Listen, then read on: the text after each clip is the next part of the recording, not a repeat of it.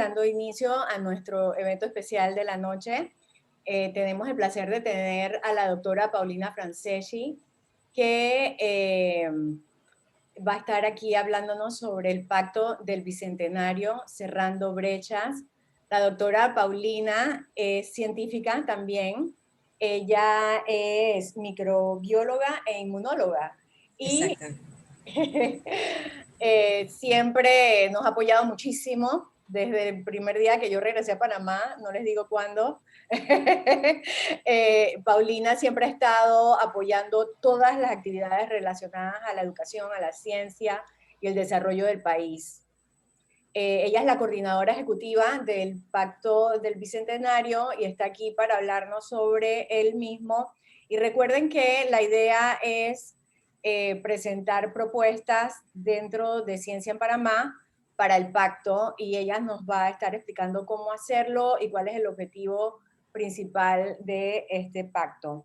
Luego de que la doctora Paulina termine su presentación, se va a abrir el foro a preguntas y respuestas, así que por favor vayan preparando sus preguntas para el final de su presentación.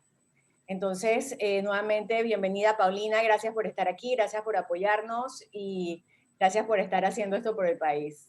Ah, muchas gracias, Arlene, y me da mucho gusto ver tantas caras, tantos rostros conocidos de algún tiempo. No voy a decir de hace cuánto tiempo, evidentemente tampoco, pero siempre me da gusto estar con este grupo que se ha venido forjando y se ha venido constituyendo en un referente en el país de ciencia y tecnología, ¿no? Cuando yo regresé a Estados Unidos y veo ahora cómo este grupo de personas que están aquí ha logrado posicionarse con mucha fuerza, con mucha incidencia, y va conquistando espacios importantes, ¿no? Que creo que les debe hacer sentir muy orgullosos de esa gestión que hacen todos juntos, porque realmente la ciencia se convierta en un elemento central, un elemento del desarrollo, un elemento de la política pública en Panamá, porque creo que esa es una de las aspiraciones que todos queremos intentar que ocurran, ¿no? Y que realmente se vincule la ciencia a todo lo que es el desarrollo del país y sus distintos sectores y sus distintos ámbitos, porque sabemos que esa es la ruta y sabemos que requerimos que en efecto esa maduración de este proceso de integración de la ciencia ocurra, y estoy segura que está en su camino. Estamos en camino, yo veo el paso medio lleno, porque ciertamente sí se ha avanzado, y creo que hay suficiente energía, suficiente capacidad para seguir avanzando y lograr que en efecto logremos posicionar a la ciencia en ese ámbito de la toma de decisiones, en ese ámbito entre la interfaz entre la ciencia y la política, para que realmente podamos cada vez más tener mejores políticas públicas que requerimos, y más aún dentro de este contexto de país que viven todos los países del mundo, de la región, y lógicamente el nuestro, que siempre nos preocupa y queremos que se pueda asegurar un cierto futuro para todos, ¿no? Entonces, yo quisiera, primero que nada, como una antesala, pues podemos hacer un recorrido de la presentación de PowerPoint en algunos minutos para mostrarles algunas cosas fundamentales de este proceso. También quiero decirles que esta PowerPoint es para que circule entre todos los miembros y para que la distribuyan a su voluntad. No hay ninguna restricción de circulación de este PowerPoint, está para todos, está circulando por muchas redes en Panamá ahora mismo, así que pueden tener toda la tranquilidad de pasarlo a la familia, a los amigos, a otras redes, a otros grupos, porque es de libre circulación para todos, ¿no? Pero antes de entrar en la parte más estructurada de lo que es el proceso del Pacto del Bicentenario, que tiene un nombre y un apellido, que es Cerrando Brechas, a mí me gustaría hablar con ustedes un poco de tres aspectos que creo que son importantes reflexionarlos antes de irme a la parte más estructural. Uno tiene que ver con un tema de visión del pacto. ¿Cuál es la visión que tiene este pacto? ¿Por qué es la importancia de este pacto en este momento? Y por qué la inclusión de la ciencia también en este proceso que como muchos de ustedes saben, esto se ha incorporado una fase de este proceso muy innovadora, muy inédita, muy propia de este proceso, en donde estaremos haciendo esa conversación entre la ciencia y la política y la solución, porque creemos que es el momento también para empezar a hacer ese puente hacia la política pública. Así que antes de entrar en eso, yo quisiera regalarle algunas reflexiones muy generales. No vamos a profundizar. Aquí tenemos el maestro de los maestros, a don Guillermo, que seguramente podrá también en algún momento inclusive profundizar mucho más a través de algunos webinars que quiero plantearles a ustedes también.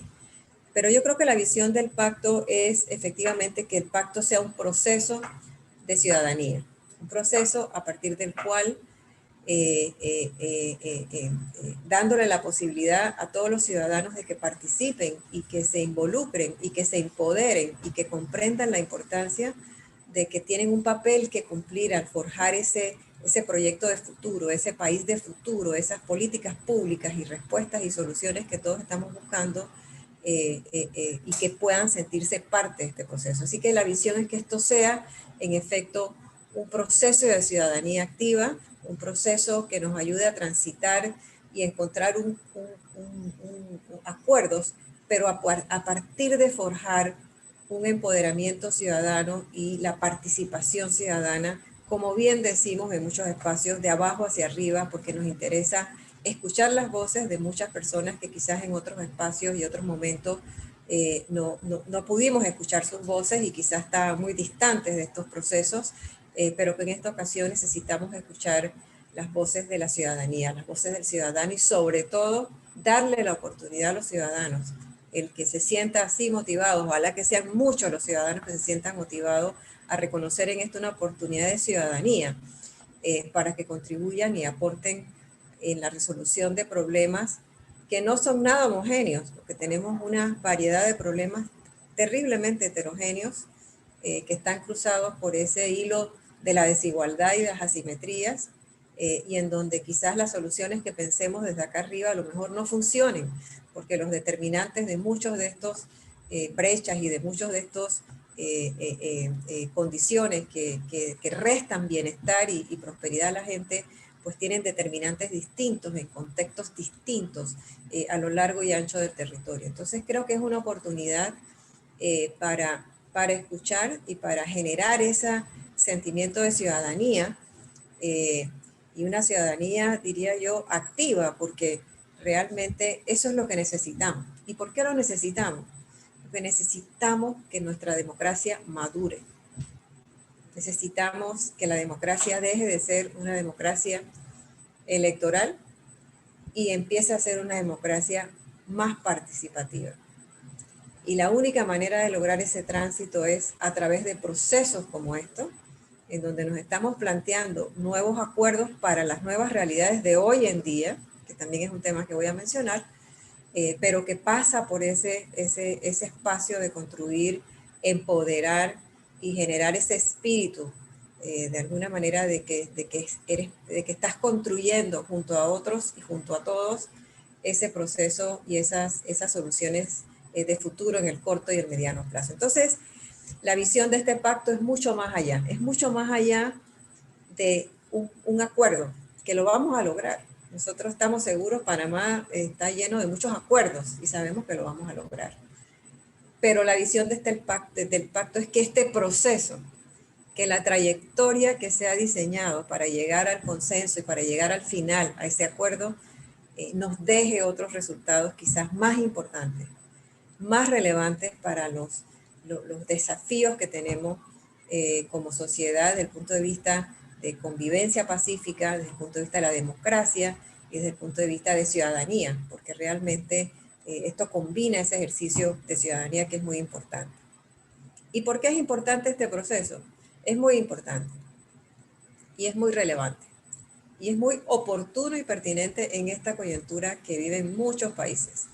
En efecto, muchos organismos, muchos entes regionales recomiendan a muchos de los países nuestros, sobre todo estos países nuestros con grandes desigualdades, como lo son todos los países de América Latina, que es el momento para sentarse nuevamente y frente a estas nuevas realidades, tratar de construir algunas cosas mínimas, algunos acuerdos, algunos pactos mínimos que nos permiten transitar en un momento muy difícil para muchos países y de muchas condiciones que no son necesariamente favorables, como el crecimiento económico negativo que tenemos y otros elementos que esta pandemia ha evidenciado muy fuertemente. Pero esto no solamente es por la pandemia. Yo quiero decir que antes de la pandemia ya nosotros veníamos conversando de que estábamos molestos con el Estado actual, con el Estado, en la concepción de Estado que teníamos muchos estos países. Ya venían muchos países expresándolo de una manera conflictiva, como le fue el estallido social en Chile y en otros países vecinos. O sea que ya nosotros veníamos con un malestar muy importante como sociedad y estábamos muy preocupados y seguimos estando muy preocupados por ese futuro institucional, por ese futuro de nuestra democracia en las regiones. COVID ha acelerado ese proceso. COVID ha acelerado un malestar, una debilidad, ha puesto en desnudo, como todos ustedes posiblemente han oído muchas veces ya, pero ha desnudado aún mucho más todas esas fragilidades. Y lo que sabemos hoy en día, como posiblemente todos ustedes saben, es que a menos que nos sentemos y nos pongamos de acuerdo, generemos solidaridad, cooperación entre nosotros, en este momento la mayoría de nuestras brechas se van a exacerbar. Hoy estuve en un webinar de América Latina con CEPAL y el PNUD, y aquí estamos hablando de retrocesos de una década y en otros temas de 2 décadas en retroceso. Si como sociedad nosotros en este momento no nos sentamos y tratamos de reconstruir con las soluciones que se requieran para poder seguir teniendo una cierta estabilidad, una cierta convivencia, una cierta paz social y sobre todo salvaguardar la democracia que necesita madurar para asegurar que va a seguir siendo ese régimen que todos deseamos y que puede colegir mejor con un modelo de desarrollo sostenible, ¿no? Que es el modelo de desarrollo hacia adelante de bienestar y de prosperidad. Entonces sí es muy oportuno, es pertinente y no nos podemos dar el lujo de no intentarlo como país. Así lo siento, así es mi compromiso, porque creo que no podemos dar el lujo de no intentarlo.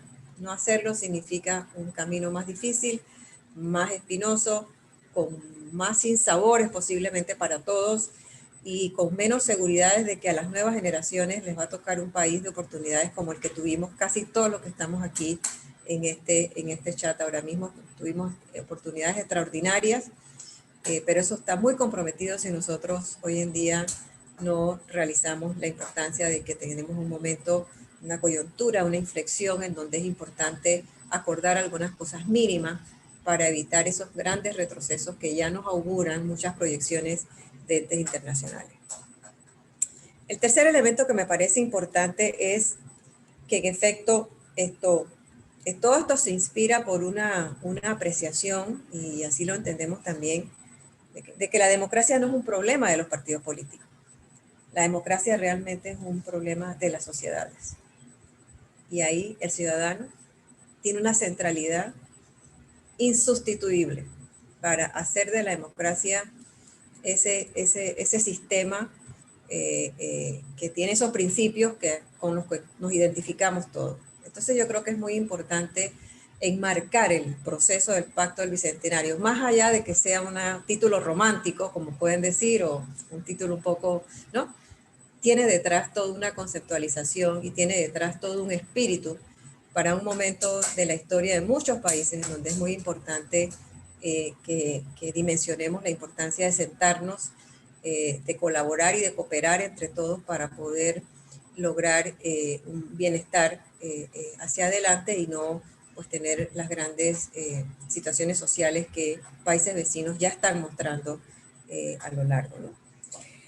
El otro elemento que quería discutir antes de entrar propiamente en la presentación es la inclusión de la ciencia, porque este proceso, en términos generales, como muchos de ustedes saben, que ya están activamente participando, ya sea ingresando algunas propuestas o ya sea que están contribuyendo con su conocimiento en toda la integración de esta fase del proceso, que en esta ocasión creo que es la primera vez que se incorpora ese diálogo entre la ciencia y la política de manera muy contundente en un proceso de construcción de acuerdos y de pacto social.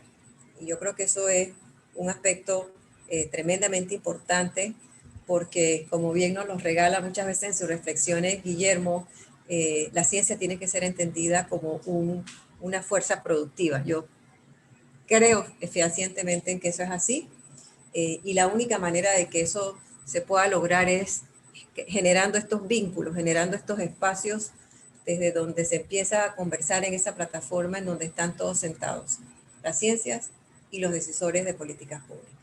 Entonces creo que es una oportunidad muy importante, es un paso innovador para muchos procesos de diálogo, porque creo que es el primer proceso en donde incorpora de una manera muy viva esta dimensión de la ciencia, y también porque en el ejercicio de lo que se espera de este pacto, que es acuerdos y es políticas públicas y es acciones a corto y mediano plazo, pues yo creo que la mejor manera de empezar a pensar en políticas públicas y en su implementación es asegurarnos que desde atrás, desde su conceptualización muy básica, desde su embrión de diseño de política pública, tenga alguna herramienta de la ciencia que esté conversando, como en este caso, conocer de alguna manera las buenas prácticas, las evidencias que podrían acompañar esa viabilidad técnica en ese recorrido de construcción de consenso que tiene este proceso, y que se convierta también en un elemento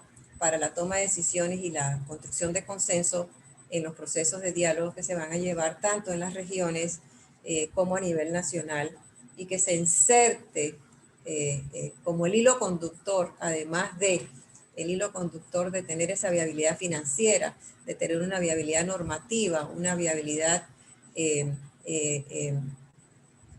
general. Esto nos parece que es un momento importante para hacerlo, y eso es lo que hemos venido tratando de asegurarnos, que realmente esta viabilidad científico-técnica se empiece a meter en ese hilo conductor de la política pública como un ejercicio que debe permanecer de aquí en adelante para tratar de tener lo que decimos todos, mejores políticas públicas, porque al final mejores políticas públicas significan resultados, impactos en la gente, y creo que es lo que necesitamos realmente lograr como país, sobre todo en un contexto de crecimiento económico más comprometido, en un contexto de menos espacio presupuestario para invertir en la demanda, en la gran demanda social que vamos a tener. No me cabe la menor duda de que todo eso va a ser un peso en el presupuesto del Estado.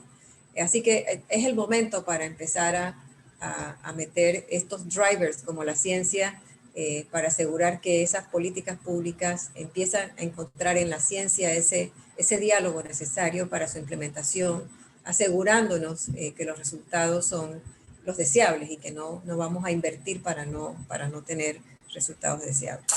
Así que eso me parece que es muy importante, haberles regalado a ustedes esa lectura, porque yo creo que este ejercicio, y si logramos realmente un ejercicio estupendo y un ejercicio de ciudadanía muy consciente, yo creo que podremos llegar a un contrato social que desearíamos que funcione y que desearíamos que tenga el impacto necesario, ya sea desde la construcción de ciudadanía como desde la posibilidad de poder llevar a cabo y traducir en acciones lo que vamos al consenso, al que vamos a llegar de ese pacto, pero creo que el que un pacto social funcione y funcione acorde a un consenso, sin duda alguna, hace la gran diferencia entre lo que es la salud y la enfermedad, entre lo que es la justicia y la injusticia, entre lo que son las oportunidades o las pérdidas, entre lo que es la prosperidad económica o la pobreza, o simplemente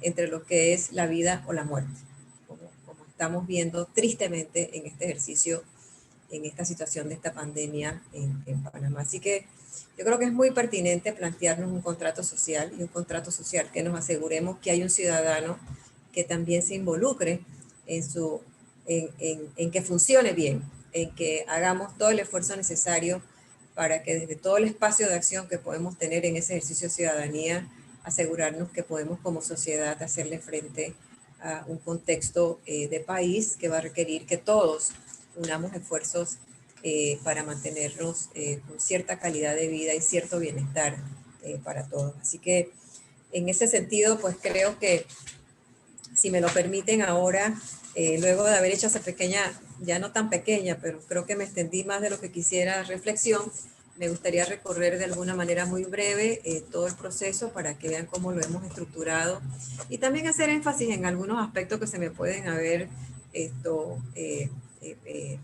olvidado mencionar y que seguramente lo podré afianzar más viendo el PowerPoint. Pero bueno, este proceso, si vamos a la próxima diapositiva, de aquí pues rescato que ya un poco de alguna manera les he dado algunos elementos que lo hacen diferente.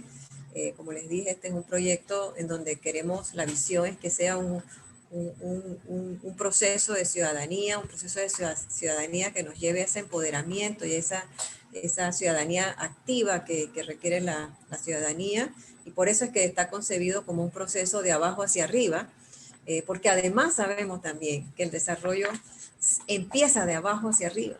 En la mayoría de los casos sí requiere el acompañamiento de arriba hacia abajo, pero realmente se empieza a transformar desde lo local, desde abajo, desde el ciudadano, para que realmente encuentre una hoja de ruta ese mejor desarrollo en los países, ¿no?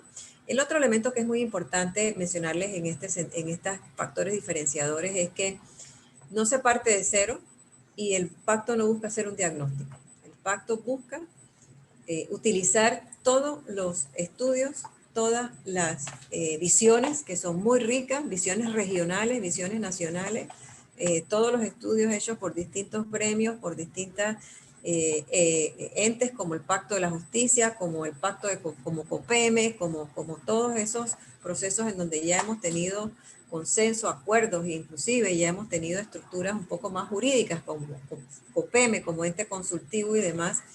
Y la idea de esto es que en este momento en donde hay nuevas realidades, podamos priorizar algunas de las propuestas de solución ya consensuadas y ya acordadas entre sectores y ciertos actores que han representado en estos procesos de diálogo, y miremos la priorización de muchas de estas propuestas de solución a la luz de las nuevas realidades que estamos teniendo. Y para mí es muy claro, por ejemplo, el tema en educación, ¿no? El tema de educación, quizás hace 1 año, 2 años, no hubiéramos imaginado que el tema de la digitalización y el acceso a Internet tuviera tanta importancia como lo tiene hoy en día, después de la crisis y en esta crisis sanitaria, en donde el acceso a la educación solamente es el acceso a través de los espacios virtuales, como nos ha insistido muchísimo Nadia y nos ha ilustrado muchísimo en muchas de sus intervenciones. Pero bueno, hoy en día la prioridad de conectar, de tener conectividad, de tener electricidad en muchas áreas para poder enganchar el Internet, esto se convierte en una prioridad para resolver una gran brecha educativa. Hoy veía que solamente el 58% de la población está conectada. Creo que también alguna publicación de Nadia, no me acuerdo ya de tantos números que a veces veo, pero en el caso de Panamá, supuestamente el 58% está con conectividad. Así que tenemos una cosa ahí. Si no creemos que la brecha se puede exacerbar, pues con ese solo dato comprendemos que en efecto eso se puede exacerbar y tener consecuencias pues, importantes para el futuro de esa generación, ¿no?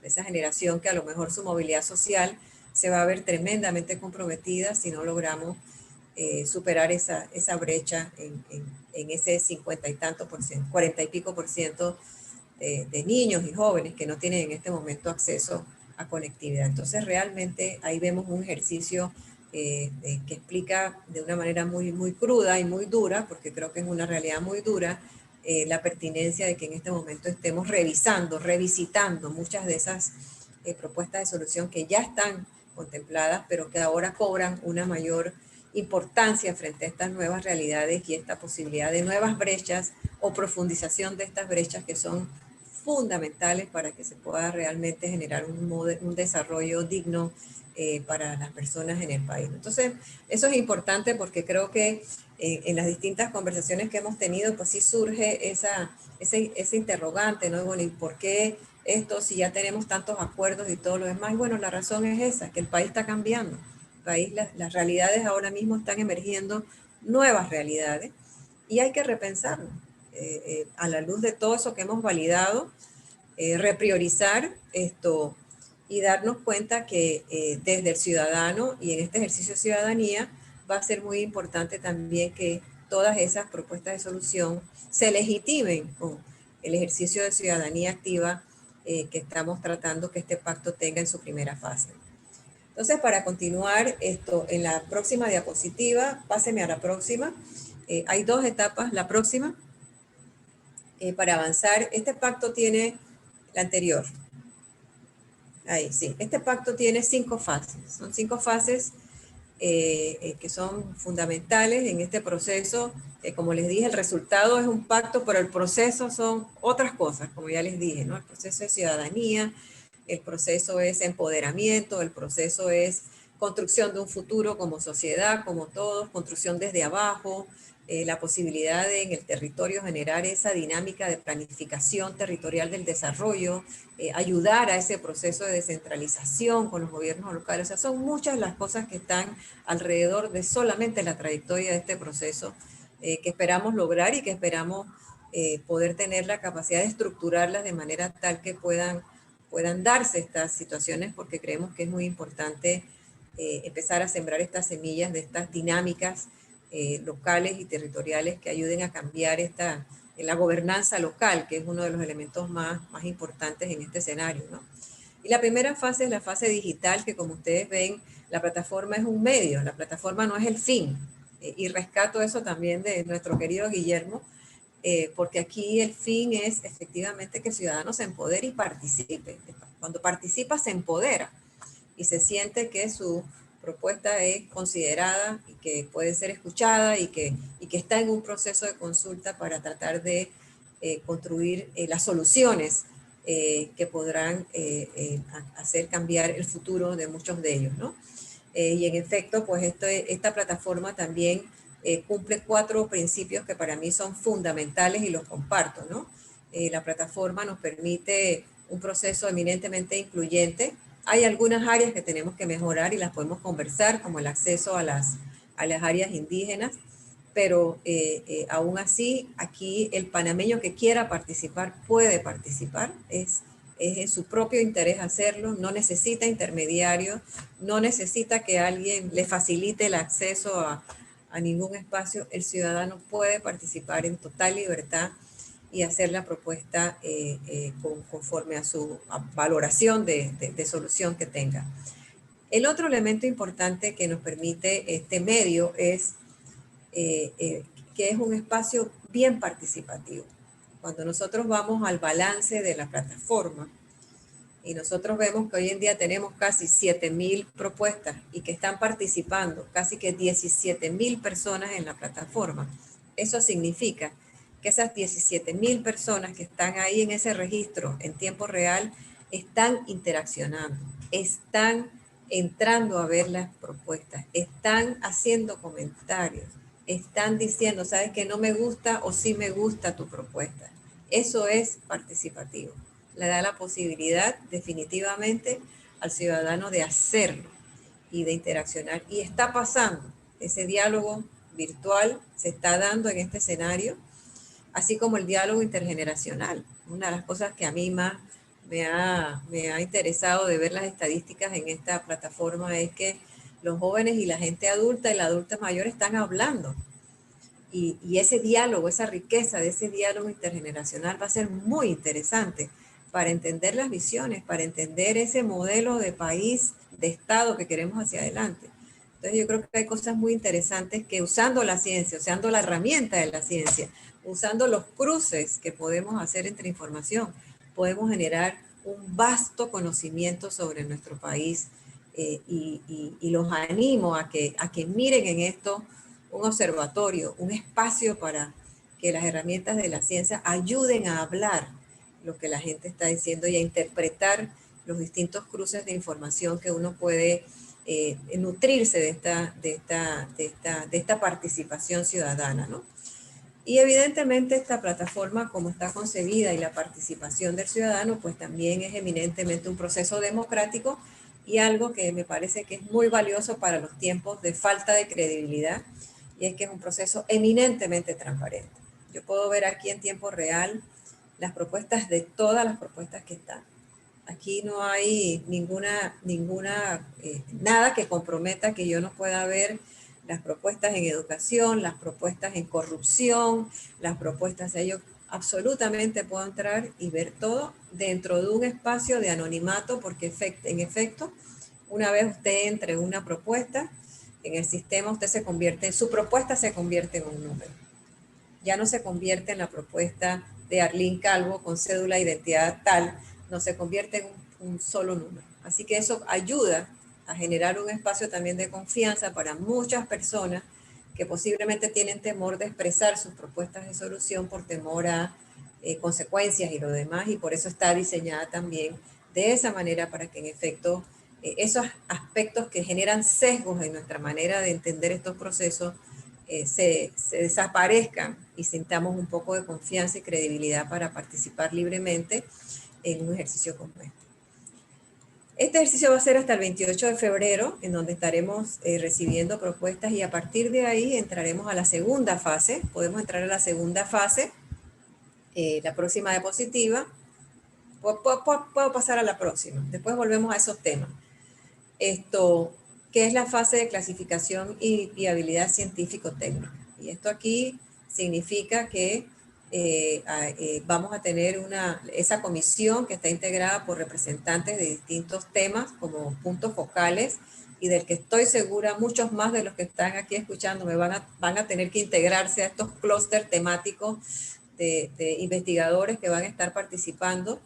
Ellos van a tener la tarea de clasificar y de alguna manera emitir alguna viabilidad técnica, fundamentándose sobre todo en herramientas muy sencillas, en elementos muy propios de la ciencia, como son las evidencias existentes en otros países, o las evidencias o las buenas prácticas que algunas de estas recomendaciones pueden conferírsele dentro de esa viabilidad técnica.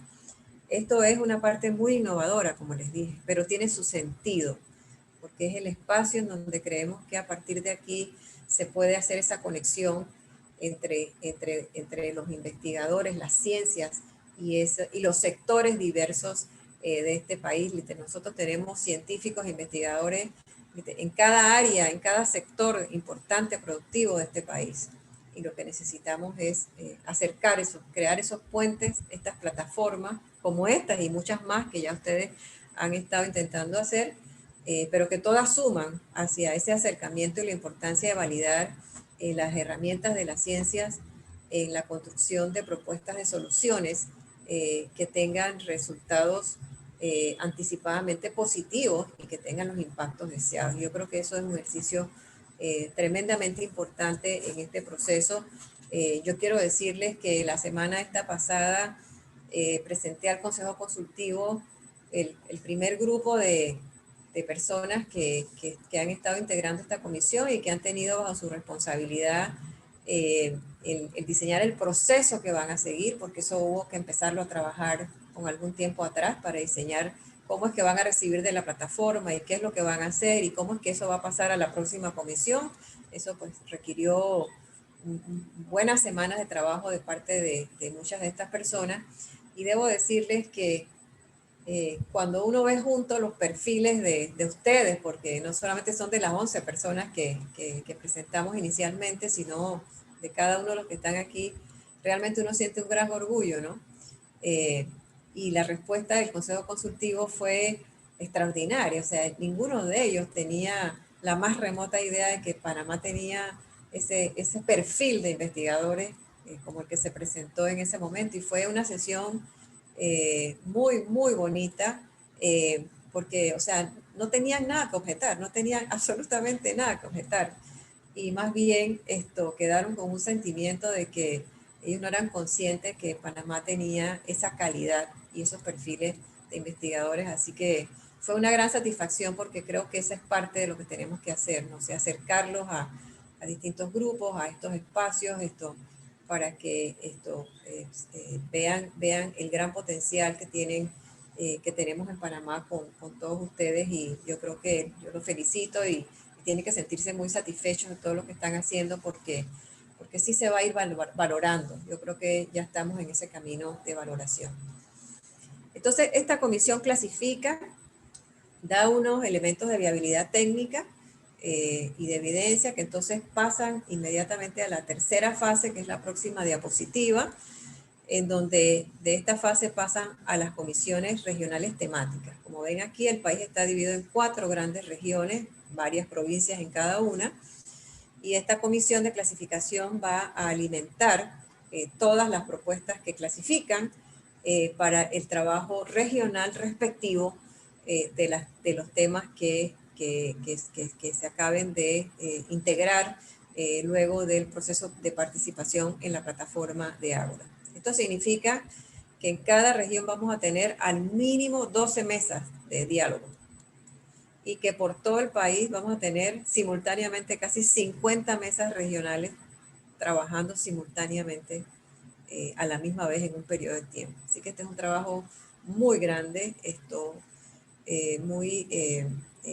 metodológicamente muy fuerte, pero estamos preparados para hacerlo y hacerlo con toda la rigurosidad que se nos requiere para mantener confianza, para mantener transparencia, para mantener credibilidad en este proceso, ¿no? Yo esperaría que en estas comisiones muchos de ustedes participen como expertos para estar al servicio de las comisiones y poder conversar con ustedes si fuera necesario.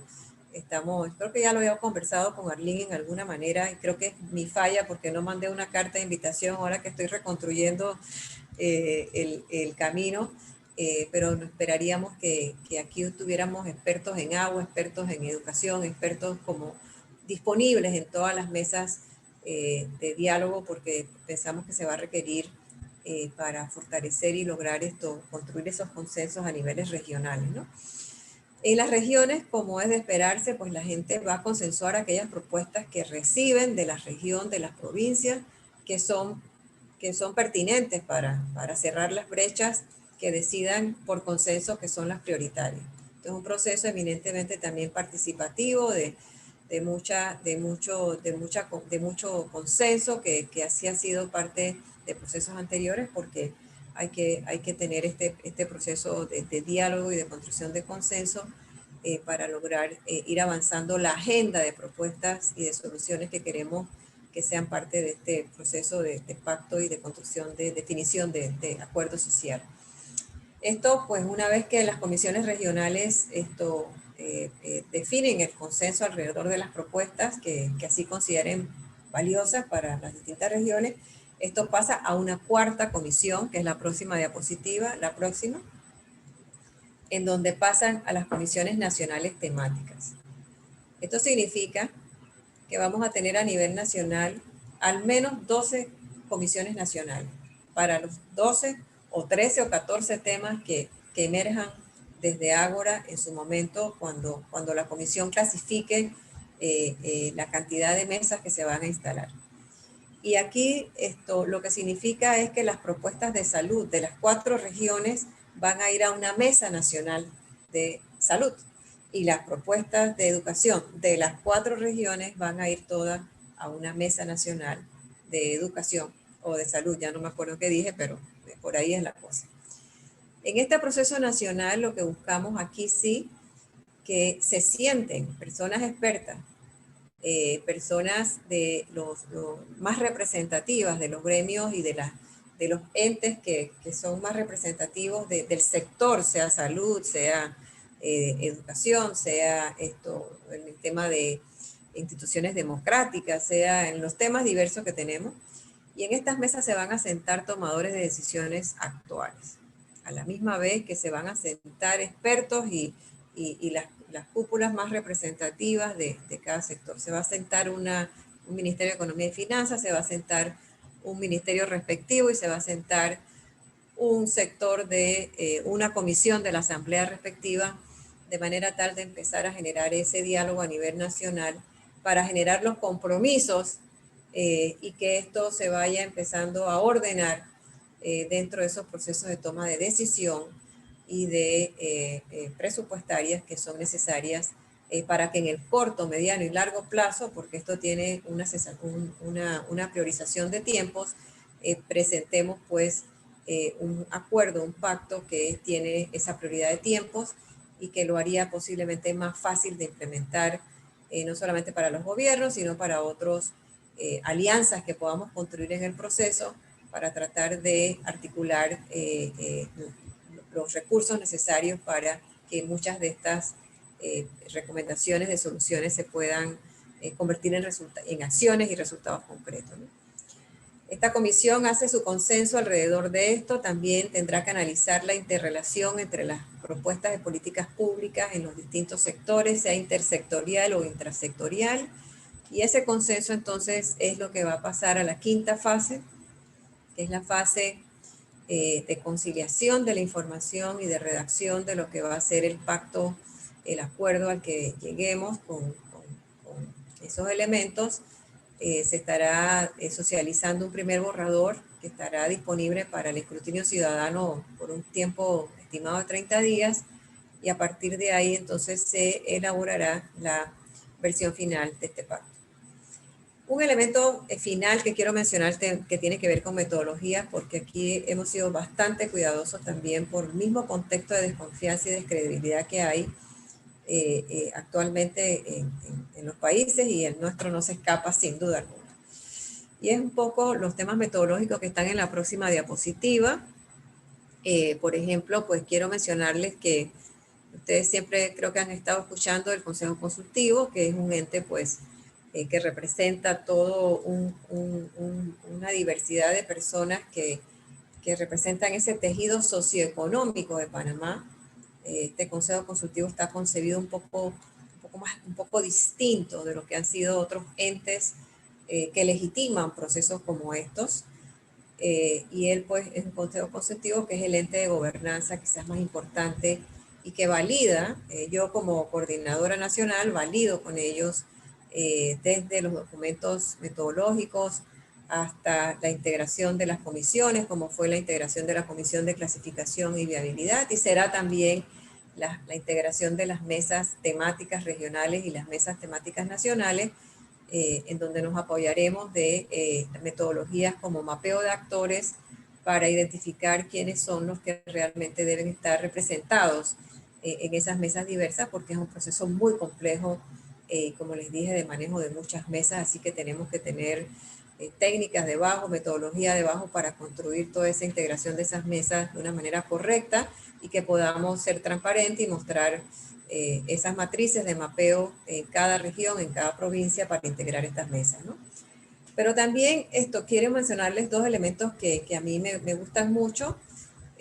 Nosotros vamos a tener facilitadores y relatores en este proceso que van a ser seleccionados por un proceso por terceras partes. Eso no va a estar seleccionado por ninguna de las personas que estamos en la coordinación, ni ninguna persona que estamos en el proceso como tal. Eso va a ser realizado por la Asociación Nacional de Profesionales de Recursos Humanos, que ya están trabajando en el perfil, en las competencias que van a valorar, y vamos a hacer una convocatoria pública con particular énfasis hacia las universidades también, para tratar de encontrar por lo menos 60 facilitadores y 60 relatores, que es el estimado de personas que creemos que vamos a necesitar para esos procesos. Y lo importante es que esto va a estar pues totalmente hecho por un proceso de selección y de evaluación totalmente externo, y nosotros pues solamente recibiremos los primeros 100 nombres de facilitadores o relatores que califiquen de acuerdo al proceso que va a hacer esta asociación, que voluntariamente ha ofrecido su credibilidad y su metodología para apoyarnos en este proceso, para preservar esa transparencia, ¿no?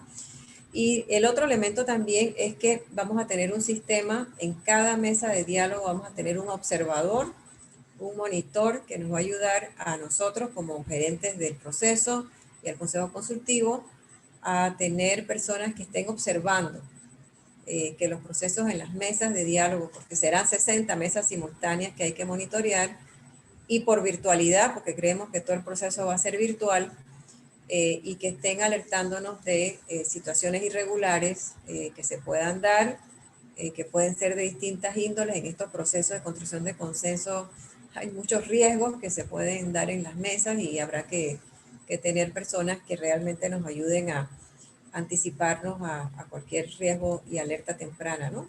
Felizmente van a ser mujeres todas las que van a ser estas observadoras. Hemos identificado una red estupenda, no sabía que existía una cosa así en Panamá, hasta a raíz de este proceso he entrado en contacto una red de mujeres líderes rurales que han tenido una participación muy activa en muchos foros latinoamericanos y en Naciones Unidas, y que pues, uno se sorprende de escucharlas hablar de desarrollo y todo eso a ellas, ¿no? Entonces ella es una red territorial nacional que hay en Panamá de mujeres, y será esa red de mujeres que se convertirán en las observadoras de este proceso en las mesas de diálogo, para tener nosotros sistemas de alertas tempranas, como le digo yo, y evitar cualquier situación adversa en los procesos y en los territorios y a nivel nacional. Lógicamente, pues habrá también un sistema de indicadores del proceso, que será parte también pues de todo ese acompañamiento y rendición de cuentas que vamos a tener muy periódicamente con los medios. Ya tuvimos una hace un par de semanas, la primera rueda de prensa. Tendremos la próxima rueda de prensa para informar de dónde estamos, cuáles son los avances, cuál es el balance de la plataforma y de la participación de ciudadanía. La vamos a tener el 21 de enero, que es la otra semana. Vamos a hacer nuestra segunda rueda de prensa, y así sucesivamente. Vamos a estar muy permanentemente informando los medios de comunicación para que esto vaya recuperando alguna confianza, ¿no? En las personas. Entonces yo creo que con esto yo terminaría esta presentación del PowerPoint para no agotar el tiempo y poder tener espacio para preguntas y respuestas. Si en algún momento quisieran que les regalara mi mirada sobre la plataforma de Ágora y las cosas que a mí particularmente me despiertan la mente y me despiertan la curiosidad, con mucho gusto podríamos también hacerlo, pero yo lo dejo a la discreción de Arlene, que está llevando a cabo la reunión, y me adapto a lo que ustedes desean hacer en este momento para completar pues la participación de este proceso. Muchas gracias. Bueno, muchas gracias, Paulina. Gracias por toda la información. ¿Qué tal si contestamos algunas de las preguntas? De hecho, varias de las preguntas son similares. Voy a empezar, no voy a ir en orden, sino que voy a empezar con las preguntas más prácticas, que me parecen que son más fáciles de contestar. Voy a juntar una pregunta en general que me parece que es similar entre todos, y luego, si tenemos tiempo, vemos la plataforma. ¿Te Ajá, parece? sí, claro, con mucho gusto. Yo me ciño a lo que ustedes, como ustedes decidan, sí. Sí. Excelente, gracias. Bueno, una de las preguntas era, y se me corrió ahora, pero una de las preguntas era si se puede presentar de manera individual eh, Ya. o un grupo de personas Sí. presentar una o varias propuestas, y cuál sería el proceso para poder participar en las comisiones regionales temáticas. Muy bien. María Gabriela. Ok, muy bien. Usted puede participar a título personal, y ahora quizás sí sea bueno, por esa pregunta, que hagamos el ejercicio de subir una propuesta en Ágora, ¿no? Para que los que no lo han visto lo vean. Uno puede participar, yo en calidad, Arlene Calvo, en calidad de Arlene Calvo, puede participar aportando una solución en cualquier área que ustedes crean que ustedes tienen una solución que proponer. Ustedes pueden decir que quieren, que tienen una propuesta de solución para el tema de la economía y el tipo de economía que necesitamos hacia adelante. Háganla. Si ustedes sienten que ustedes tienen una propuesta para resolver algún tema en el tema de agua, háganla. O sea, no tienen que estar vinculados temáticamente a un área para aportar en cualquier área. Es lo que quiero porque también me di cuenta de ese sesgo en otros grupos con los que he estado conversando, ¿no? Como que si nosotros no estamos en esa área laboral, profesional, podemos aportar a otras áreas profesionales. Sí pueden aportar donde ustedes crean que pueden dar una solución. Esto es totalmente abierto. Aquí no hay ninguna restricción. De hecho, yo he puesto una propuesta en el tema de Estado justo y ético, he puesto una propuesta en el tema de agua, he puesto una propuesta en inclusión, he puesto una propuesta casi que en 5 de las áreas temáticas en donde he considerado que me gustaría que algo cambiara. Y lo he puesto, pues, así, a nombre propio. La plataforma te registra como individuo. La plataforma también te permite que yo, con mis credenciales, haga una propuesta que representa el aporte de un grupo, como Ciencia en Panamá. Ciencia en Panamá es un grupo organizado que entra en esa categoría de sociedad civil que tiene la plataforma, y digamos que Arlene puede decir, mira, yo quiero, si nos ponemos de acuerdo aquí entre todos en Ciencia en Panamá, hagamos 5 propuestas y la metemos como grupo. Arlene puede usar sus credenciales, ella introduce las propuestas que ustedes consensúan, y en algún momento la plataforma le va a preguntar si usted está ingresando eso a título personal o si lo está ingresando como un grupo de la sociedad civil. Y ahí usted le dice, yo lo estoy ingresando como un grupo de la sociedad civil, o lo estoy ingresando como academia, o lo estoy ingresando como partido político, o lo estoy ingresando como instituciones estatales tradicionales. O sea, te da Bueno, toda esa amplitud. lo que nosotros hemos conversado como Ciencia en Panamá, Uh-huh. originalmente se quería enviar una sola propuesta.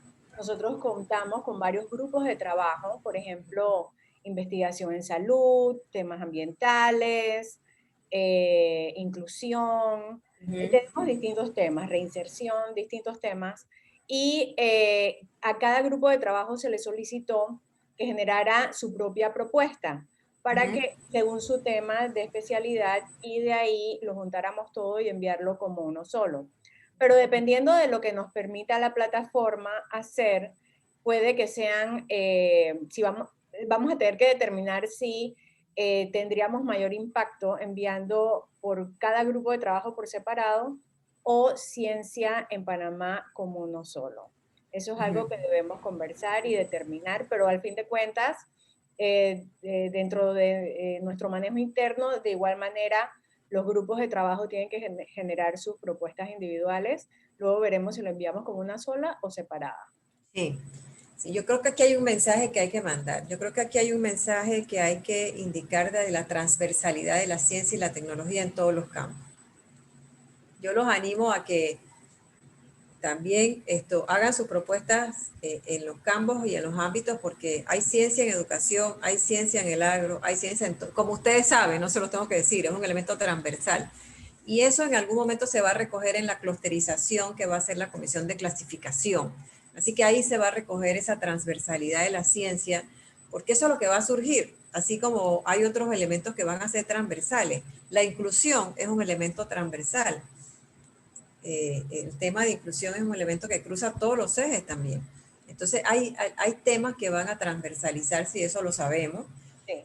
Y eso se va a clusterizar precisamente en este proceso de clasificación, pero va a ser muy interesante porque va a legitimar este tema, va a legitimar que en efecto esto es un tema, y eso es un tema que, por ejemplo, la política pública actual no lo entiende.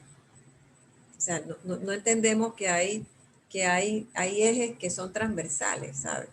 Y en ese sentido, la Agenda de Desarrollo Sostenible nos ha ayudado mucho a tratar de comunicar eso, que hay cosas que para que las políticas públicas sean mejores, tienen que venir acompañados de varios ejes transversales a todos los sectores. Entonces yo creo que esa es una lección que va a surgir aquí, y bueno, que va a surgir porque creo que se va a dar, porque eso es así, no lo vamos a poder evitar, y ojalá que pase, ¿no? Que se dé la transversalidad y también se dé la participación como grupo en proyectos un poco más macro, más ambiciosos que ustedes estén pensando también que sea importante, ¿no? Así que yo los animo a que no se reduzcan, ingresen, no se limiten, la plataforma permite que tú entras y propongas cuantas veces tú quieras, tú puedes proponer e ingresar 10 propuestas si tú quieres, Simplemente regístrate, ingresas con tu credencial y vuelve y sigue poniendo propuestas. O sea, la plataforma te permite cuantas veces tú quieras poner una propuesta, puedes hacerlo sin ningún problema. Perfecto. Sin ningún problema. Entonces, otra pregunta que hicieron varias personas, lo hizo Sandra López y Nelva Araúz, Sí. es cómo se va a hacer para reducir la brecha digital. Sabemos que en ciertas áreas las personas no tienen conectividad, Sí. eh, y se quiere saber cómo se va a lograr eso. Ok, muy importante esa pregunta porque sí, como este proceso es bastante inédito, hemos tenido que tener la capacidad de ir construyendo las estrategias a la misma vez que vamos entendiendo lo que va pasando, ¿no? No que no anticipáramos que podía haber el problema de la brecha digital en algunas áreas vulnerables, pero igual esto es un proceso de construcción también para quienes estamos ahorita mismo liderando y tratando de llevar el proceso y tratar de ir haciendo las correcciones en el acto que tenemos que hacer para mejorarlo. Y en el área de las personas que no tienen conectividad hay varias estrategias que se están haciendo. Una, se está desarrollando una triangulación con redes que sí penetran muchas de esas áreas, por ejemplo, las iglesias y los grupos voluntarios de grupos organizados como centros de pensamiento y demás.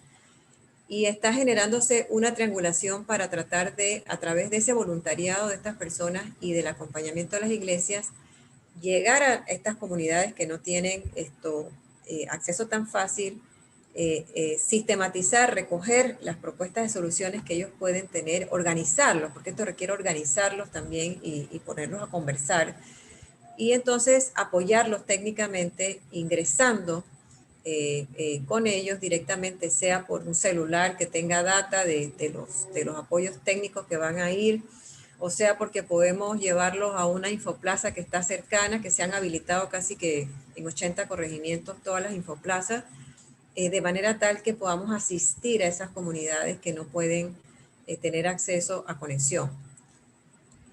Okay. Hay algunas comunidades que sorprenden, ¿no? Por ejemplo, la comarca Nove, y ahí tenemos que trabajar porque ellos sí se pueden conectar. Nosotros hacemos el Consejo Nacional de los Pueblos Indígenas, que es un ente que aglutina a todos los territorios en un solo consejo, y las hemos venido haciendo todo el año por Zoom. Ellos se conectan, ellos bajan, los que están distantes, logran bajar a un punto en donde agarran conexión y se integran. Entonces yo creo que tenemos es más bien que hacer un acompañamiento para ayudarlos a organizar y a través de estos espacios de Zoom tratar de tener esas conversaciones y ayudarlos a ingresar. La otra cosa que se está haciendo también es que vamos a instalar una línea telefónica para que a través del sistema 311 hayan un par de operadores que una vez reciban llamadas, por ejemplo, de áreas vulnerables y de áreas en donde no hay tan fácil interconectividad, sean apoyados por operadores desde una línea telefónica. Eso también puede ayudar y estamos tratando también de comunicar esto. La estrategia de comunicación es bien agresiva para esos lugares ahora mismo, porque necesitamos elevar esas voces. Si ustedes ven en la plataforma, está muy baja la participación de las comarcas, aunque hay bastantes iniciativas que se están ya moviendo a campo, ¿no? Precisamente para eso. Y quiero decirles que aquí las iglesias, todas las iglesias están ayudando un montón, porque si hay algo que penetra estas comunidades son los celulares y las iglesias de distintas tendencias, ¿no? Así que sí estamos haciendo todo ese esfuerzo porque es muy importante, ¿no? Dentro de este mismo tema, preguntan si han promovido la participación por radio. Sí, también por radio. Estamos por radio y además, permíteme decirte algo.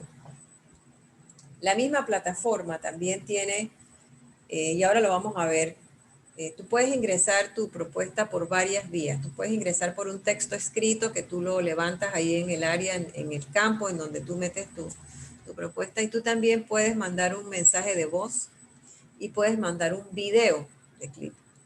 La plataforma está capacitada para transcribirte eso e inmediatamente ingresártelo en la sección de introducción de propuestas, ¿no? Lógicamente aquí lo que tenemos que vencer es el miedo y el desconocimiento de muchas personas en estas áreas vulnerables, de sentirse cómodos con la plataforma. Pero lo que tenemos es que ponerle correctivos, tratando de que personas puedan apoyarles en el levantamiento de esa información y en ingresarles a la plataforma esa información que ellos decidan pues que sea importante para ellos, ¿no? Okay. Así que sí se están trabajando varias estrategias simultáneas en este momento para superar esa deficiencia que aún así pues igual estamos intentando que sea muy significativa la participación de ellos. Así que yo esperaría hasta finales de febrero para ver cómo se está moviendo y creo que se debe empezar a mover en los próximos 8 o 10 días, debemos empezar a ver eh, eh, eh, estadísticas distintas en las áreas de las comarcas. Esa es mi expectativa con lo que sé que está moviéndose simultáneamente. Okay.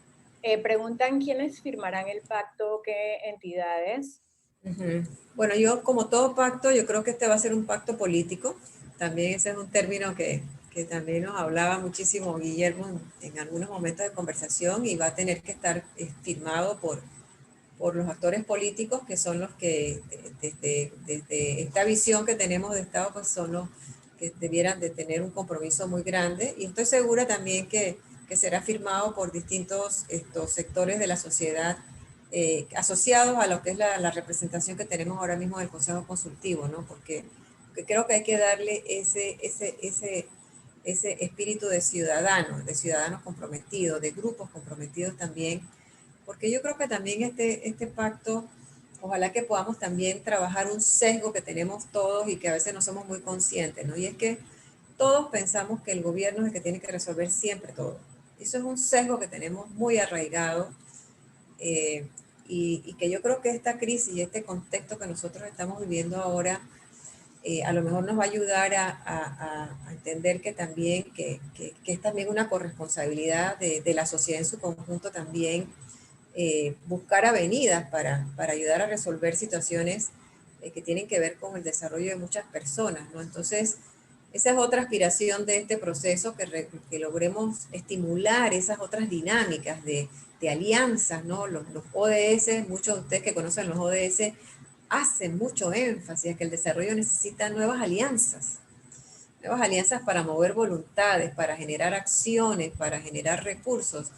Eso lo tenemos que meter en esta bitácora, por así decir, porque creo que vamos a ir camino hacia una sociedad mucho más comprometida, ¿no? Una sociedad que entiende que también tiene una corresponsabilidad en asistir en este proceso de desarrollo de una manera diferente y no solamente como espectador y esperando a ver qué hace o qué no hace X gobierno o Y gobierno. Entonces yo creo que eso también es un proceso de docencia ciudadana que esperemos que esto también pueda o contribuir, ¿no? Lógicamente uno no cambia la mente y no quita esos sesgos de un día para otro, pero creo que puede dar para muchas conversaciones en donde tomemos conciencia todos de que nos toca organizarnos y tenemos que organizarnos distintos. Quizás no lo habíamos pensado nunca antes, pero creo que las situaciones nos van a llevar hacia allá, a que tenemos que organizarnos diferente. Ok, en cuanto, estos dos puntos son en cuanto a áreas distantes. Estoy dejando la mejor pregunta para lo último. Disculpen si piensan que me estoy saltando sus preguntas, pero estoy dejando lo más importante para lo último. Pero en cuanto a áreas distantes, María Heller sugiere que se puede trabajar con los estudiantes universitarios que provienen de las comarcas para que puedan ser voceros en sus regiones. Y Estupendo. lo otro es que preguntan qué emisoras de radio son las que están utilizando. Uh-huh. Mira, me encanta la opción de estudiantes de las comarcas, si podemos hacer algo para activar esa red, me avisan, yo no sabría cómo llegar a los estudiantes de las comarcas, pero si pueden ayudarnos y convertirnos en protagonistas y actores para estimularlos con mucho gusto, me ayudan y los transformamos en voceros para que nos ayuden. Ese es el tipo de cosas que necesitamos, ese tipo de estrategia, ¿no? tratar de usar la mayor cantidad de estrategias posibles que se nos ocurra. Por eso es que este proceso es muy rico, porque lo que no se te ocurre en un lado, alguien más te lo presenta por otro lado, y son soluciones que en su conjunto pueden funcionar muy bien. Así que le agradecería que María me diera pistas o me ayudara a tirar eso, ¿no? Bueno, ya sabes, Eh, María, tienes tarea. este, sí, bueno, la persona que me planteó lo de los teléfonos también ya quedó conversando y agilizando inmediatamente cómo hacerlo. O sea, es un proceso de ciudadanía y tenemos que activarnos todos, o sea, a nivel individual, tenemos que movernos y aceptar que tenemos que asumir un papel más activo. Y no de espectador, y no de crítico, no, sino tenemos que ser más constructivos, ¿no? Y asumir una posición de corresponsables, ¿no? Hasta donde sea posible. Pero yo creo que había otra pregunta que hizo, que Sí, me dijiste. la otra pregunta era en qué emisoras son, pero antes Ah, de que contestes eso, otra persona sugiere que para llegar a la comarca se puede hacer a través del Instituto Pedagógico Superior Normal. Asumo que están hablando de la comarca Nove Buglé. ok, ok, perfecto, María perfecto. dice que ya empezó a contactar, Paulina. Perfecto, es que todas las redes, yo le digo que esto es una red de redes. El éxito de este proceso va a ser que logremos hacer una red de redes, porque realmente es lo que vamos a necesitar, ¿sabes? ¿No? Sí, Activar todas las redes posibles que tenemos para tratar de trascender y lograr llegar a por los más supuesto, vulnerables, ¿no? A los más vulnerables. por Mira, supuesto. las emisoras de radio que se están usando, Ajá, las debo porque no me sé los nombres, ok. pero ahí tenemos todo un trabajo Pero con son las... locales y están incluyendo locales, o sea, Ah, emisoras sí, y locales. en provincias y con acceso a comarcas, porque ahí se hizo esa selección también y hay mensajes en las lenguas también de ellos. ¿No? Los videos sobre la plataforma están en las tres lenguas indígenas. Yo tengo los archivos individuales de cada, se los puedo pasar también para que vayan también cuando logremos armar este grupito, ellos tengan sus tres archivos de la explicación de la plataforma en las tres lenguas, que de otra manera está colgada en la misma plataforma, ¿no? Pero tenemos los archivos aparte y eso puede ser importante, ¿no? Quiero decirles que en este momento ya tenemos 7.550 personas que han ingresado propuestas. Vamos a llegar a los 8.000 de aquí a mañana. Estoy casi seguro que va a ser así. Sí. Eh, Otra pregunta, Paulina, ¿sería posible que nos amplíe acerca del proceso científico, estadístico, utilizado por la plataforma para analizar Big Data recolectada y cómo se plantea resumir esto a conceptos, a propuestas que resulten en contratos ejecutables? Bueno, eso va a ser todo el proceso. Eso lo vamos a tener que ir siguiendo, está estructurado de manera tal que cada una de las fases la plataforma va a organizar, la plataforma, el equipo de Ágora simplemente organiza por área temática y por región, porque acuérdense que aquí hay varias ejes que hay que preparar la información y eso así tal cual como lo indico, pues va a pasar a la comisión de clasificación que tendrá entonces entiendo que ellos ya han definido un proceso, creo que aquí está conmigo Ivonne y está conmigo Amador y creo que está conmigo un par de personas que están también ahí, que quizás pudieran contribuir también porque ellos han estado trabajando muchísimo este proceso y lo que nos han informado es que van a clusterizar a través de un software que va a ayudar a tabular palabras claves de manera tal que puedan ir agrupando, por así decir, o clusterizando las propuestas, ya sea por problema o por tipo de solución, y podamos tener también esa clusterización que permita una lectura, ¿no? De por dónde es que están las propuestas que están en Ágora, y esa lectura es una lectura técnica, que cada uno de ellos o los grupos van a elaborar de manera tal que esa información junto a la propuesta pase a la siguiente comisión y que se vaya aportando esa lectura, esa viabilidad técnica desde esta comisión para el siguiente proceso de consenso, ¿no? Así que quizás yo sé que a la comisión le hace falta todavía un par de reuniones, pero en algún momento les socializaremos el proceso porque creo que es bien interesante que lo puedan también conocer a más detalle y me puedo quedar con ese compromiso de que cuando lo tengan ya totalmente limpio, pues poderlo pasar para que tengan esa comprensión muy clara de cómo va a trabajar esta comisión de clasificación. Pero ahorita mismo están en todos los ejercicios pilotos, ahorita mismo están trabajando varios ejercicios pilotos para asegurarse que cuando empecemos hayan recorrido todo y anticipado cualquier dificultad que se pueda tener. Pero lo que veo me da mucha confianza de que va a ser un ejercicio muy interesante para ellos mismos también. Okay. Y la otra cosa, ¿no? Yo creo que aquí hay que estar preparados como ciencia en Panamá, porque en efecto yo creo que si llegamos a tener 10.000, 15.000 o 20.000 propuestas, estos grupos temáticos de esta comisión de clasificación van a tener que ampliarse, ¿no? Con expertos de ustedes en las distintas áreas, así que seguramente una vez tengamos certeza de la magnitud de propuestas en las distintas áreas, seguramente van a estar se les va a estar solicitando que se sumen más de ustedes a esta comisión de clasificación, porque creo que lo van a necesitar, ¿no? Imagínense que un tema tenga 6.000 propuestas que analizar, o sea, eso es fuerte, ¿no? Pero creo que es suficiente un portafolio grande de investigadores y estoy segura que vamos a poder manejar el volumen sin ningún problema con el apoyo de ustedes y también pues con el apoyo de Senacid, ¿no? Okay. Bueno, ahora la gran pregunta. Ajá, a ver. Si bien se aprecia que el proceso es democrático, que como tú misma mencionaste, se quiere madurar estos procesos democráticos en el país, ¿cómo se va a lograr que esto aplique a la vida real? ¿Cómo se va a aplicar? ¿Cómo se va a lograr que esto se traduzca a nuestro país, a nuestro quehacer diario?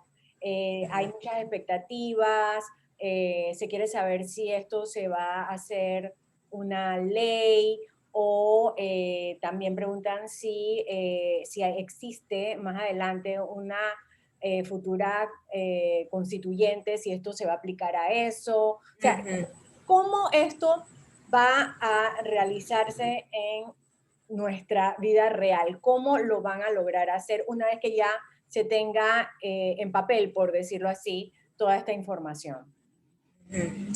Bueno, yo te puedo dar como varias lecturas, ¿no? Quiero empezar por el tema de la constituyente, porque en efecto creo que es un tema que preguntan mucho en todos los espacios y para mí es muy evidente que si nosotros llegamos a un pacto social y un acuerdo de mínimos, nosotros tenemos que avanzar en redefinir el modelo de Estado y la visión de Estado que requeriríamos para poder cumplir para poder realizar un acuerdo, un pacto social con X, Y, Z características, ¿no? Entonces yo veo que esto es una antesala para un proceso de reforma en donde se tiene aquí la participación ciudadana de abajo hacia arriba y se legitiman muchas áreas que son muy importantes y se pueden aportar soluciones concretas, interesantes y reformas necesarias en ese proceso de reforma. Yo anticipo que esto puede ser, como les dije, como ese proceso previo, ¿no? A partir del cual con una legitimidad y una participación ciudadana tan abierta, podamos avanzar en esa redefinición de esa Carta Magna constituyente, ¿no? Muchos países han empezado por procesos como estos, a trabajar su Carta Magna, ¿no? Por procesos eminentemente de abajo hacia arriba, y desembocan en un proceso al final pues que se continúa de una reforma, ¿no? Yo creo que eso es muy claro que en Panamá eso es un paso necesario, e igual creo que el valor de este ejercicio es que lo legitima desde la ciudadanía, y puedes tener mucha más fuerza, por así decir, un proceso como este en términos generales. La otra pregunta de cómo se traduce esto a la vida diaria, eso va a depender de nosotros mismos, fíjense. Eso va a depender si nosotros logramos eliminar algunos sesgos y realmente asumimos el compromiso de ciudadanía activa.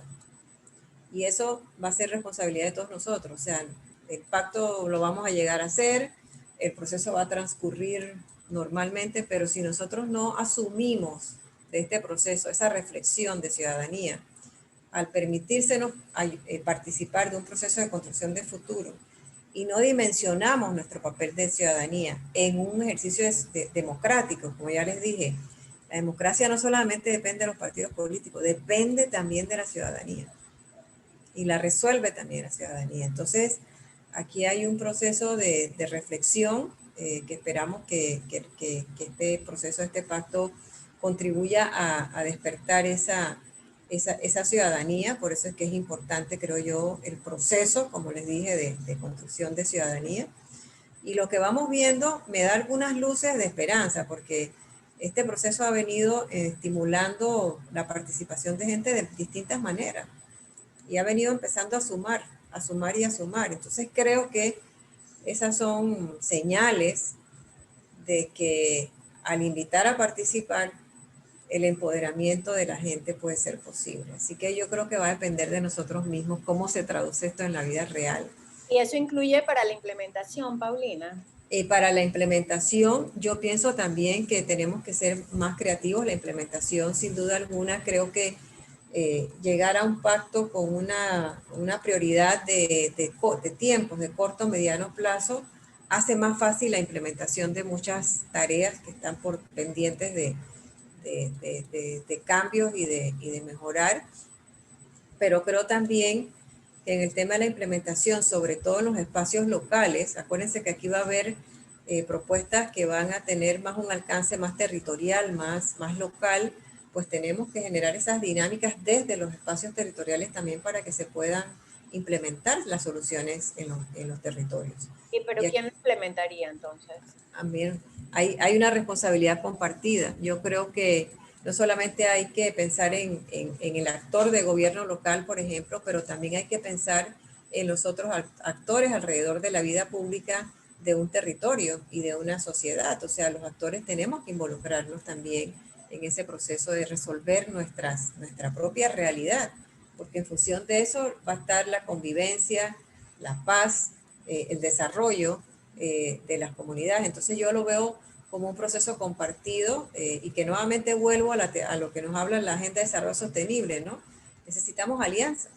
Y si logramos instalar alianzas entre el gobierno local, el sector privado, los entes productivos, la sociedad civil organizada, para tratar de transformar realidades de corto, mediano plazo, yo creo que estaremos comprendiendo que está cambiando y que este reseteo de la gobernanza es posible, ¿no? Yo les voy a comentar lo que pasa en la región occidental y aquí también está Guillermo, que está muy compenetrado con eso, pero ahí hay un modelo en donde los actores no convencionales se organizaron. La región occidental ha tomado en la mano de los actores, más allá de gobierno, ha tomado el compromiso por el desarrollo de la región. Y lo están haciendo muy bien. Lo están haciendo a partir de liderazgo, lo están haciendo a partir de solidaridad entre los distintos actores, el sector privado y la sociedad civil. Y hoy en día ellos están movilizando recursos internacionales a favor de los proyectos de desarrollo que ellos han decidido que necesita la provincia, que necesita la región. Y esa experiencia de SECOMPRO es una experiencia que para mí es muy valiosa y hay que entenderla y hay que comprender qué hace que una experiencia como esa haya funcionado. Claro que uno puede tener ya algunos elementos y decir algunas cosas, pero en efecto yo creo que si tenemos experiencia como eso, si nosotros podemos duplicar esa experiencia en otros territorios y que el ciudadano también se involucre en la implementación, creo que podremos tener una mejor dinámica de desarrollo en los territorios y lograr algunas transformaciones importantes que necesitamos acometer, ¿no? Porque tenemos retos importantes, ¿no? Así que yo a esa pregunta de cómo vamos a hacer y qué vamos a hacer, yo les recomendaría que miráramos esa experiencia de SECOMRO en la región occidental, en donde ya está ocurriendo procesos de cambio, en donde ya está ocurriendo de la mano una ciudadanía mucho más activa, que tiene mucho más capital social y que están pasando, el desarrollo se ha convertido en el desarrollo de la gente, como reza la teoría de desarrollo también. Así que yo creo que eso sería un ejercicio a revisar también y que quizás también pueden conversarme un poco más en alguna otra sesión para entender cómo es que ese proceso se ha logrado hacer. Okay. Hay varias sugerencias para llegar a las áreas más alejadas. Te lo enviaremos por escrito para no atrasar el Ah, tiempo, excelente. pero hay varias sugerencias. Estupendo, Eh, estupendo. Ujú. Ahí te las haremos llegar por escrito. Muchas Eh, gracias, Arlene. Ahora, bueno, cumplimos con el tiempo y la verdad que estoy muy contenta con el tiempo. Yo no sé si se quieren quedar 5 minutos más y ver la plataforma o prefieren que quitemos ya el mute de los micrófonos para ustedes hablar Quisiera, con la quisiera doctora. hacer un comentario, si cabe, Arlene. Calvo. ¿Sí? Lo Sí, escuchamos, doctor. gracias. Quisiera eh, comentar dos cosas, ¿no? Una es que yo creo que lo que Paulina nos ha presentado hoy, lo que ella define ante nosotros, no es un proceso de consulta. A ver qué quieren, cómo la quieren, para dónde la quieren, sino es un proceso de construcción cuyo producto fundamental será una ciudadanía consciente de sí misma, por tanto, mucho más proactiva, mucho mejor organizada, mucho más responsable, no solo por lo que le atañe en su ámbito inmediato, sino por el país del que hace parte, y por todo ello una ciudadanía mucho más capaz de ejercerse como un actor colectivo en el desarrollo del país. Nosotros entramos o no entramos al proceso al que nos invita Paulina con toda la carga de escepticismo, autoestima dudosa, etcétera, con que acostumbramos al cabo de todo este tiempo de referirnos a nuestro país y a nuestra gente. El panameño es una suma de rasgos indeseables. Y sin embargo, al propio tiempo, el panameño es una persona que es capaz de afrontar desafíos tan terribles como el de ser pobre en este país. Andar diciendo que las mujeres se embarazan para recibir subsidio de maternidad es una tontería. Y sin embargo, hay gente que lo dice para conservar su calma de espíritu. En ese sentido, viéndolo de esa manera, el planteamiento de Paulina me recuerda mucho en lo que se refiere al papel de la ciencia, y en eso yo incluiría las humanidades, que no han tenido ninguna mención específica aquí, y en particular la historia. En cuanto al papel de la ciencia, como lo plantea Paulina, me recuerda mucho a una expresión de José Martí en su ensayo Nuestra América, cuando él nos dice: conocer es resolver, conocer el país y gobernarlo de acuerdo al conocimiento es el único modo de librarlo de tiranía. Digo estas cosas porque creo que Paulina nos ha sorprendido un poco a todos por el nivel de complejidad y de riqueza de la visión que nos ha presentado.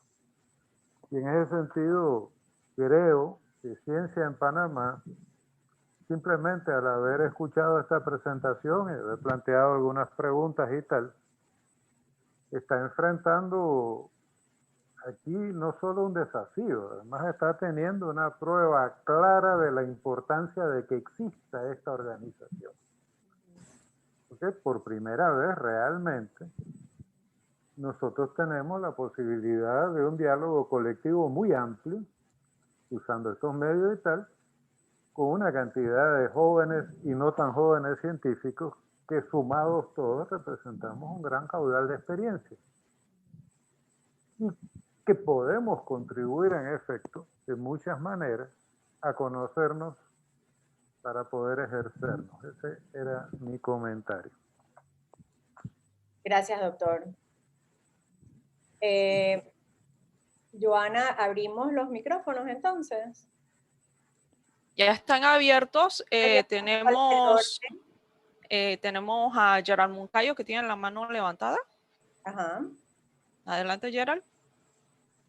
Hola, Paulina. Me alegra verte de nuevo. Igual, Gerald, qué gusto. Tiempo sin verte. De verdad que me alegra, es una excelente idea. Más, ya yo puse una propuesta ahí de investigador para que sepas, ya la vi. Creo que es muy bonita la plataforma. Y sí, creo que un punto interesante era esto que mencionaste, democracia. Que si esto se pudiese como votar, como en Suiza, vamos a decir, no sabes si como en Suiza lo que se hace es que el pueblo simplemente exige unas cosas y si tiene suficientes firmas se da a plebiscito. Sí. Si de repente esto se podría hacer como una forma como de votar esto. Y la segunda pregunta que tenía era porque también vi que esta propuesta estaba ahí y que hace tan poco tiempo que no te escuchaba, era que hubo una propuesta que hablaba de un hub de investigación y por ahí aprovecho para preguntarte cómo quedó eso. Gracias, Gerald, muchas gracias. Y gracias a Guillermo también por su aporte y validación también de todo este proceso. Me he estado nutriendo mucho también con él y agradezco mucho, ¿no?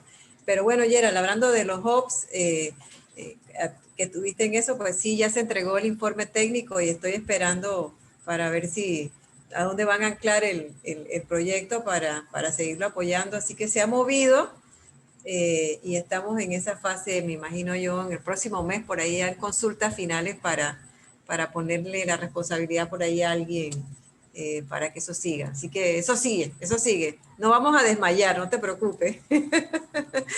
Sí, gracias, sí. Yo también yo no sé si hay más preguntas, pero yo tengo alguna propuesta que también quiero hacerle a ustedes bien interesante. Tenemos una pregunta de Jenny Pimentel. Adelante, Jenny. Hola, buenas noches.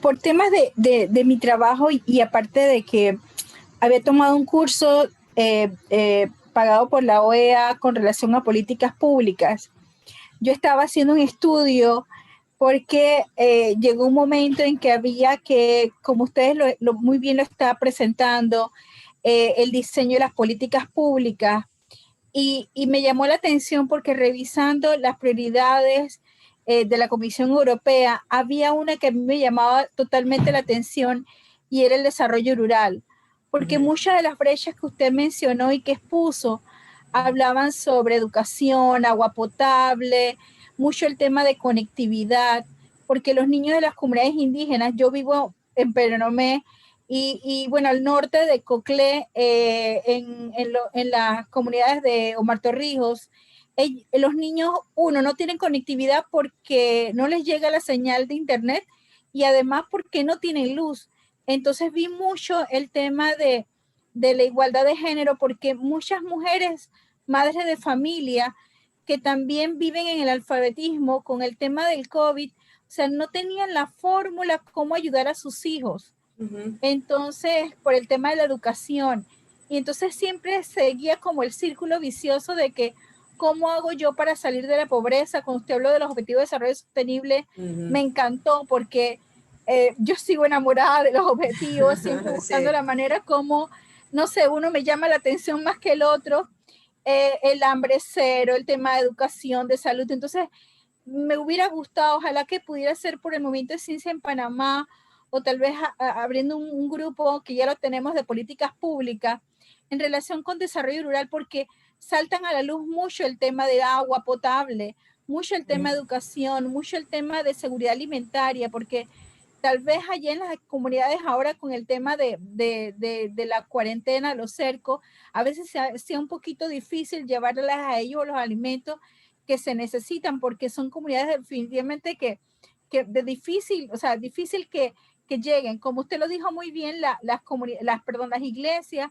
hacen un trabajo maravilloso. Yo estoy en una de las que es la parroquia San Martín en Penonomé, y el padre Saúl busca la manera siempre en verano, que es lo más fácil, de poder llevarles a esas comunidades el tema de alimentación. A veces lo que hacían lo que hacíamos es recoger juguetitos y cosas así para llevar a los niños, porque siempre hay que brindarles como un brillo de esperanza, un brillo de que a pesar de las cosas estén así como están, tan crudas, siempre hay esperanza de que las cosas mejoren. Y me encanta la iniciativa esta porque definitivamente que sigue siendo como que es importante definir las políticas públicas acá y definitivamente que también es importante de cómo llevarlas a realidad, porque esas comunidades que viven en esa situación necesitan que nosotros, la comunidad o la sociedad civil, también formemos parte de la solución.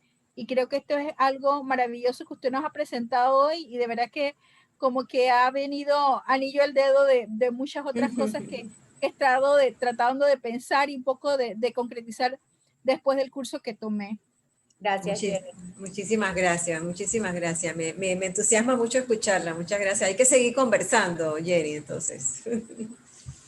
Con mucho gusto, me encantaría, de verdad que sí. ¿Tenemos otros, Joana? O... Sí, la última pregunta del doctor Rolando Gittens. Adelante. Opa. Hola, colegas, ¿qué tal? Paulina. Hola, Rolando. Hola, Rolando. Sí. Hola, excelente presentación. Y yo nada más voy a quizás recalcar una de las preguntas que ya mencionó Arlene, pero uno para decir que de verdad que felicitaciones. Yo creo que este ejercicio es un ejercicio sumamente valioso. Y me parece a mí que de los 8 años que yo llevo de vuelta después de haber terminado el doctorado, uno de los temas que siempre sale a relucir, sobre todo en la comunidad científica, es el tema de poder participar, de poder tener un espacio en la mesa donde podamos tener voz y poder compartir estas ideas. Y yo creo que esta plataforma está ofreciendo eso no solo para la comunidad científica, sino para todo el país. Así que eso es sumamente valioso. Pero quizás lo que yo quería imprimir en la pregunta que puse en el chat era más que todo el tema de que claramente dentro de la comunidad científica ya hay hasta cierto punto esa duda o esa preocupación que yo creo que tú la aclaraste, fuiste directo al grano cuando dijiste que es un tema de quizás de una mala percepción que tenemos de que la responsabilidad recae siempre en el gobierno, ¿verdad? Y está esa preconcepción que hay que sacarse del cerebro y te agradezco mucho por resaltar ese punto. Pero creo que en una comunidad como en la que estamos, en un grupo como este, quizás podemos entender ese punto y entender que esto es un proceso, esta es una carrera de resistencia, ¿no? Y que este es un primer ejercicio que va a tomar tiempo.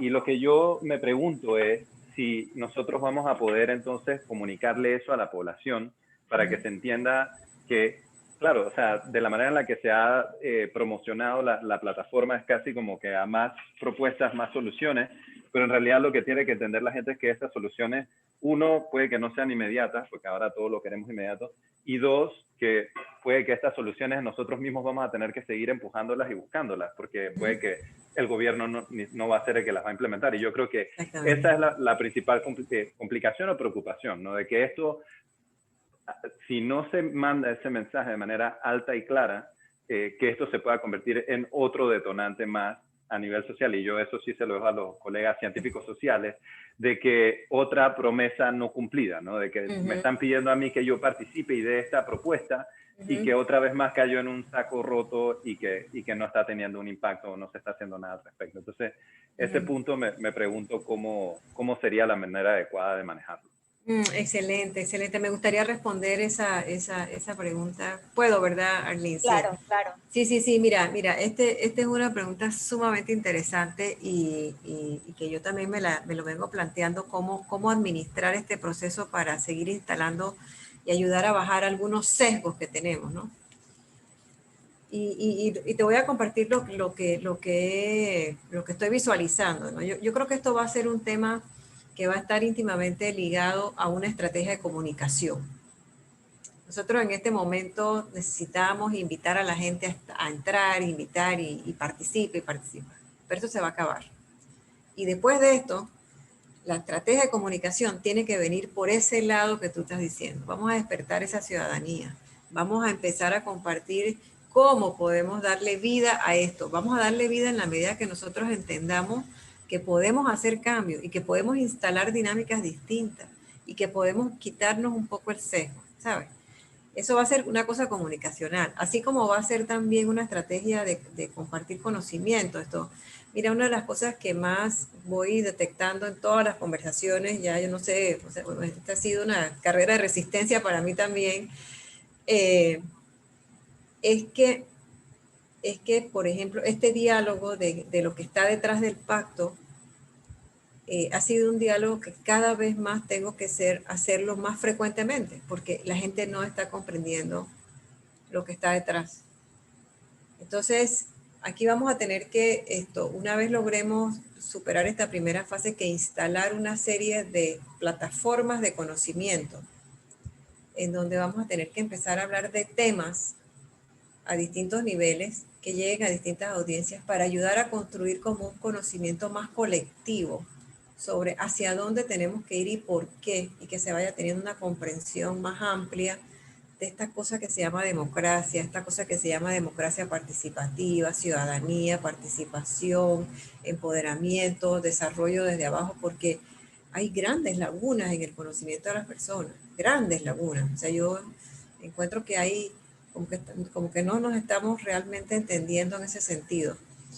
Y una de las cosas que habíamos conversado y que también creo que lo había conversado en un momento con Guillermo, es que en algún momento la estrategia de comunicación va a cambiar, y va a cambiar en la línea esta de que tenemos que empezar a despertar esta otra faceta de ciudadanía, pero también tenemos que empezar a compartir más conocimiento. Y aquí, por ejemplo, estamos anticipando tener un portafolio de aquí a 3 meses, por ejemplo, de webinars temáticos en distintos temas, que podamos nosotros ayudar a construir como ese conocimiento colectivo de todo esto que significa nación, porque al final tenemos que homologar el conocimiento. Si no homologamos la comprensión de las personas sobre esto que significa nación y sobre esto que significa forjar nación, va a costar mucho cualquier cambio que querramos hacer, independientemente de este proceso, de este pacto. El día de mañana va a venir otro diálogo y nos va a pasar exactamente lo mismo, ¿no? Si no hacemos algunos cambios de sesgo, teniendo en cuenta estos sesgos que tenemos nosotros. Y en ese sentido, por ejemplo, yo quisiera animarles mucho, ¿no? A que vayan pensando también en estos próximos 3 meses, 3, 4 meses, y propongan que hagamos en alianza con Ciencia en Panamá, con el Centro de Indicasao, con el Centro de Metrología, o con la universidad, o con quien quieran ustedes, hagamos plataformas de conocimiento para hacer webinars en distintos temas, en donde empecemos a dar ese brillo de conocimiento que necesitamos empezar a darle a los temas que nos van a ayudar a entender lo complejo de todo esto que tenemos que ir resolviendo, ¿no? Entonces, esta es una invitación que se las hago a ustedes como Ciencia en Panamá, que pensemos también en esa posibilidad, de armar algunos webinars que vayan acompañando todo este proceso de diálogo en las mesas, y que logremos también capturar la atención de mucha más gente desde el punto de vista más de compartir conocimiento, ¿no? ¿Qué pasa? Yo siento que nosotros somos muy buenos informando, pero no somos buenos generando, impartiendo conocimiento. O sea, nos cuesta. Y no es la misma cosa. No es la misma cosa informar que comunicar conocimiento. Entonces creo que tenemos que trabajar un poco más ahí. Creo que con un movimiento como el de ustedes, podemos ver algunos webinars interesantes que ayuden, pues en efecto, a darle luz a todo el bagaje de conocimientos que ustedes recogen entre todos ustedes aquí en Panamá, ¿no? Así que les dejo esa reflexión para que lo vayan pensando, y podamos también trabajar y estructurar áreas, ¿no? Las áreas que ustedes quieran, o sea, las áreas que ustedes quieren. Si quieren invitar a gente de afuera, lo hacemos, y generamos estos webinars, pues interesantísimos. A mí me tocará ver cómo logro que tengamos TV abierta. Vamos a tener un canal de YouTube también para tener mayor acceso a todas estas cosas. Así que vamos resolviendo esas partes operativas, ¿no? Pero creo que ya hay como una propuesta ya como de 6 webinars en distintos espacios que he estado. Me han reaccionado muy bien las personas. Así que creo que eso puede ser un ejercicio muy, muy bonito para ir reforzando esa ciudadanía, ¿no? que estamos hablando, ¿no? Excelente. Joana ha estado proyectando la plataforma mientras tú hablabas y se hacían las preguntas. El siguiente paso esta noche era dividirnos para los que se quieran quedar, no es obligatorio. Tenemos distintos grupos, sesiones, breakouts, para los que estén interesados, pero se me ocurría que tú te pudieses quedar en una, Paulina, porque parece que hay más preguntas. Aprovechen, estoy.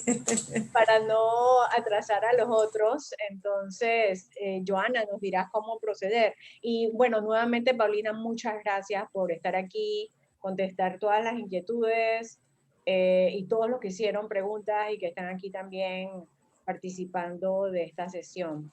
No, más bien gracias a ustedes, Arlene, por regalarme todo este tiempo y mi compromiso es que cuantas veces quieran hacer estos grupos de conversación, me avisan con mucho gusto. Hay mucho que aprender de este ejercicio, muchísimo que aprender y hay muchísimo que extraer de conocimiento de todo esto, así que creo que la plataforma para ustedes es estupenda para que nos digan muchas cosas que no estamos entendiendo y que nos puedan ayudar a entender, ¿no? Así que más bien gracias a ustedes y a disposición, ¿no? Para continuar reconstruyéndonos como ciudadanos, ¿no? Así que cuenten conmigo.